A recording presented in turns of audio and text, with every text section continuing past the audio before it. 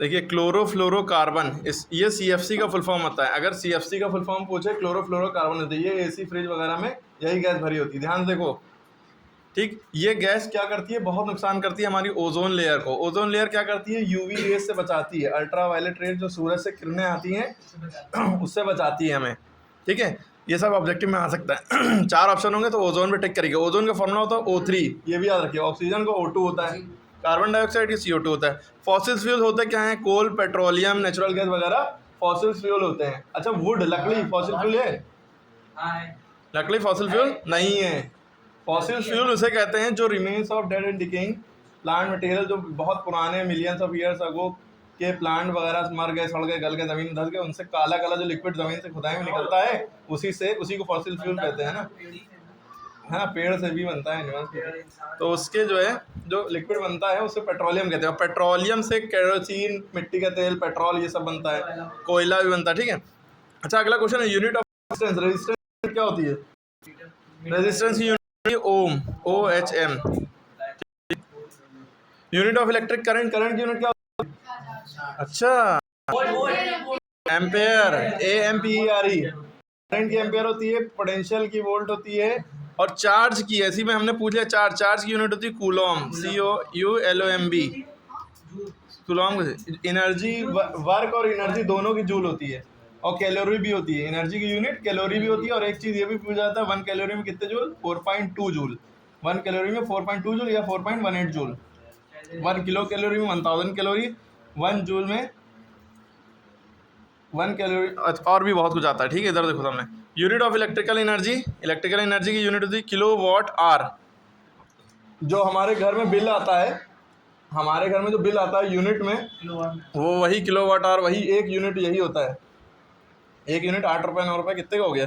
12। वही तुम्हारा kilo watt hour है, ठीक है, वही एक यूनिट है, एक यूनिट। अब देखो, device which convert mechanical energy into electrical energy. सुनो, बहुत इंपॉर्टेंट। जो डिवाइस मैकेनिकल एनर्जी को इलेक्ट्रिकल एनर्जी में बदल दे वो डायनमो है, जनरेटर या डायनमो, बात एक ही है। 4 ऑप्शन होंगे, उसमें से आपको ये लगाना है। अच्छा, इसका उल्टा भी आ जाता है। जो डिवाइस इलेक्ट्रिकल एनर्जी को मैकेनिकल में कन्वर्ट कर दे वो इलेक्ट्रिक मोटर। भाई, हमने खटका खोला, मोटर चला, है ना, उसने क्या काम किया? हैंड पंप चलाने का काम किया। हमें हैंड पंप चलाना नहीं पड़ा, मैकेनिक का काम किया उसने, और हमारे पास पानी आ गया, है ना। तो इलेक्ट्रिकल से मैकेनिकल इलेक्ट्रिक मोटर है, ठीक है, और मैकेनिकल से इलेक्ट्रिकल डायनमो है, जनरेटर, बिजली वाला, है ना। उसका यूनिट ऑफ मैग्नेटिक फील्ड, ये 100% आता है, यहाँ तक कि क्लास 10 और 12 दोनों में आता है ये। मैग्नेटिक फील्ड, पहली बात B से शो होता है, B के ऊपर वेक्टर का साइन लगाते हैं। मैग्नेटिक फील्ड की 4 यूनिट हैं, आपको याद होना चाहिए। मैग्नेटिक फील्ड की पहली यूनिट है वेबर पर मीटर स्क्वायर, ये ऑप्शन सही है। 4 में से हो सकता है 3 सही दे और चौथी गलत दे दे, कहेगा कि इसमें से कौन सी नहीं है, तो ये 3 तो याद रखो, ये 4 तो याद रखो कि ये तो होती हैं, इसके अलावा जो देगा वो गलत होगी। या कहे कि होती क्या है, तो आपको ये याद होना चाहिए। पहली होती है वेबर पर मीटर स्क्वायर, दूसरी होती है टेस्ला कार से याद रहेगा, ठीक है, और तीसरी होती है newton upon ampere into metre, newton upon ampere into metre. चौथी होती है गॉस, चौथी होती है गॉस। तो ये 4 यूनिट होती है मैग्नेटिक फील्ड इंटेंसिटी की, याद रखिएगा। दूसरी चीज़, मैग्नेटिक फ्लक्स क्या होता है, तो देखिए फाई से शो करते हैं, फाई से शो करते हैं। इसकी यूनिट होती है फ्लक्स की वेबर। अच्छा देखो, मैग्नेटिक फील्ड की यूनिट होती है वेबर पर मीटर स्क्वायर, ठीक है, वेबर पर मीटर स्क्वायर, लेकिन मैग्नेटिक फ्लक्स की यूनिट क्या होती है? वेबर। अच्छा, कंफ्यूज करने के लिए वेबर इंटू मीटर कर देगा, वेबर डॉट मीटर, ये नहीं, वेबर पर मीटर स्क्वायर, यह सही आंसर है, ठीक है, समझ में आ रही बात। अच्छा, यहाँ पर यूनिट कंफ्यूज करने के लिए क्या करेगा, न्यूटन अपॉन एम्पेयर मीटर है, वो क्या कर देगा मैग्नेटिक फील्ड की यूनिट के लिए, newton into metre upon ampere. ये गलत है, ये जो यूनिट है newton into metre upon ampere, ये फ्लक्स की यूनिट है। फ्लक्स की 2 यूनिट है, पहली यूनिट वेबर है, दूसरी unit newton into metre upon ampere. लेकिन मैग्नेटिक फील्ड की क्या यूनिट है, newton upon ampere into metre, यानी कि इसका मीटर ऊपर चला गया तो वो फ्लक्स हो गया, अगर खाली न्यूटन ऊपर रहा, एम्पेयर मीटर नीचे रहा, तो मैग्नेटिक फील्ड हो गई। क्यों? असल बात फॉर्मूला होता है, रिलेशन दोनों में ये होता है, phi is equal to B into A, phi is equal to B A. अगर हमें बी जो है मैग्नेटिक फील्ड है और ये मैग्नेटिक फ्लक्स है, बी मैग्नेटिक फील्ड है, ये मैग्नेटिक फ्लक्स है, बी की वैल्यू निकालेंगे तो फाई अपॉन ए आ जाएगा, फ्लक्स अपॉन एरिया। तो देखिए एरिया की यूनिट मीटर स्क्वायर होती है, तो इस फाई इक्वल टू बी है, उसकी मीटर स्क्वायर वो कट गया, एक नीचे बच जाएगा, ठीक है, चलो वो छोड़ो। 1 टेस्ला में कितने गॉस होते हैं? 10⁴ गॉस। अगर इसका उल्टा है कि 1 गॉस में कितने टेस्ला होते हैं, तो 10⁻⁻4 टेस्ला आता ज़रूर है ये सब चीज़ें, ठीक है। ओम्स लॉ का क्या होता है? V = IR वाला ऑप्शन टिक करिएगा, या V/I बराबर कॉन्स्टेंट, यानी कि I नीचे भेज दो, R यहाँ पर जाएगा, उसको कॉन्स्टेंट मान लो। दोनों में से दोनों ऑप्शन सही हैं। 1 हॉर्स HP 1 हॉर्स पावर, और लैपटॉप पे जो HP होता है उसका मतलब होता है हेवलेट पैकर्ड, ठीक है। 1 HP में कितने वाट होते हैं? 746 वाट।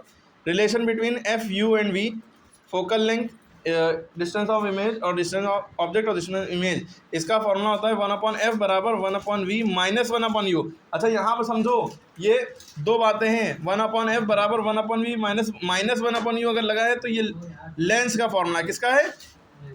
लेंस का फॉर्मूला है। लेकिन अगर 1/f = 1/v प्लस 1/u, तो ये मिरर का फॉर्मूला है।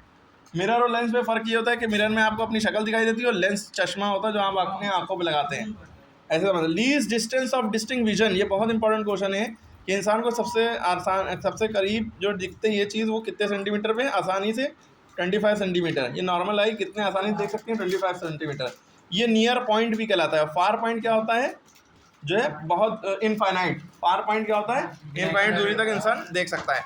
उसके बाद देखिए जो ये वाले क्वेश्चन है, ये भी बहुत इंपॉर्टेंट है, MCQ MR शीट में आ सकते हैं। Shut up. देखो पहला क्वेश्चन, शॉर्ट साइडनेस क्या होता है? तो शॉर्ट साइडनेस में इंसान पास की चीज देख सकता है लेकिन दूर की नहीं देख सकता। यही लॉन्ग, शॉर्ट और लॉन्ग दोनों में आ सकता है ये question. Can see near by object but can not see distant object, या फार अवे ऑब्जेक्ट, ठीक है, ये लिखना है। और इसको दूसरा नाम क्या होता है? मायोपिया। मायोपिया, शॉर्ट साइडनेस, दोनों बात एक ही है। अब ये सही कैसे हो गए? कौन सा लेंस लगाएं? Lens concave lens, concave lens. कौन सा लेंस लगाएंगे? Concave lens. और ये ऑब्जेक्टिव में भी पूछा सकता है, कैसे भी। इनका रिश्ता याद रखिए, शॉर्ट साइडनेस, मायोपिया, कॉनकेव, ये तीनों एक ही चीज़ें हैं, ऐसे समझें, एक साथ रहेंगी हर जगह।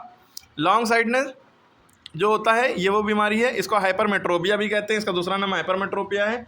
इसका मतलब ये है कि इंसान दूर की चीज़ देख सकता है, पास की नहीं देख सकता। Can see the distant object clearly but can not see the near by object clearly. ध्यान सुनो, और इसको सही करने के लिए कॉन्वेक्स लेंस लगाया जाता है। कौन सा लेंस? Convex lens. अच्छा, आई लेंस क्या होता है? आई लेंस क्या होता है? आई लेंस कन्वर्जेंट होता है। डाइवर्जेंट पूछेगा, कन्वर्जेंट ऑप्शन में देगा, तो आपको कन्वर्जेंट पे टिक लगाना है। और फार पॉइंट क्या होता है? फार पॉइंट यानी कि कितनी दूर तक इंसान देख सकता है? इनफाइनाइट दूरी तक। जैसे आप सूरज देखिए कितनी दूर है, दूर सकते हैं ना। नियर पॉइंट 25 सेंटीमीटर है, ठीक है। उसके बाद नियर पॉइंट पूछा है, NEAR, nearest point of healthy eye, 25 centimetre. यही least distance of distinct vision भी है, नियर पॉइंट भी है। अब तो देखो पावर ऑफ लेंस क्या होता है? पावर ऑफ लेंस, ठीक है, पावर ऑफ लेंस जो होता है इसका फॉर्मूला क्या होता है? P = 1/f। देखिए पावर जो होता है, पावर जो है ये लेंस वाले चैप्टर में अलग है और इलेक्ट्रिसिटी चैप्टर में अलग है। पावर का फॉर्मूला होता है P = 1/f। इसकी यूनिट होती है, इसकी यूनिट जो होती है वो डायोप्टर होती है, सेंटीमीटर मीटर में भी निकलता है। यूनिट इसकी डायोप्टर होती है मेन, लेकिन पावर की यूनिट इलेक्ट्रिसिटी वाले चैप्टर में क्या होती है? वाट होती है, WATT वाट, ठीक है। ये भी क्वेश्चन याद रखिएगा। P = W/T उसमें फॉर्मूला होता है, इसमें फॉर्मूला होता है P = 1/f। उसमें फॉर्मूला P = VI भी होता है। VI पावर का फॉर्मूला P = VI, ये भी ऑप्शन आ सकता है, ये भी इस पर न्यूमेरिकल आ सकता है। और P = W/T पे भी आ सकता है न्यूमेरिकल, ठीक है। उसके बाद देखिए वेलोसिटी ऑफ लाइट, लाइट की रफ्तार वैक्यूम में कितनी होती है? लाइट जो है सबसे तेज़ वैक्यूम में सुनो, एक क्वेश्चन तो ये बन सकता है, लाइट की रफ्तार वैक्यूम में कितनी होती है? 3 × 10⁸ मीटर। वैक्यूम मतलब होता है जहाँ पे कोई चीज़ ना हो, कोई पार्टिकल ना हो, डस्ट पार्टिकल भी, कुछ भी ना हो, ठीक है, कोई रोकने के लिए कोई चीज़ ना हो, ठीक है। अब सुनो, लाइट की रफ्तार सबसे तेज़ वैक्यूम में होती है, लेकिन सबसे धीरे जितनी सॉलिड चीज़ होती है उतना, उससे धीरे वाटर में, उससे धीरे ग्लास में। लेकिन साउंड की रफ्तार उल्टा होता है। साउंड की रफ्तार जो है सबसे तेज़ किस में होती है? साउंड की रफ्तार एयर में 332 होती है, ये सबसे तेज़ नहीं है। साउंड की रफ्तार सॉलिड में बहुत तेज़ होती है। जैसे ट्रेन बहुत दूर से आ रही है, कान पे पटरी ट्रेन रखोगे बहुत दूर से पता चल जाएगा। क्यों? क्योंकि साउंड की रफ्तार सॉलिड में बहुत तेज़ होती है, फिर लिक्विड में होती है, फिर एयर में होती है। और वैक्यूम में ट्रैवल ही नहीं करता। Sound can travel through vacuum.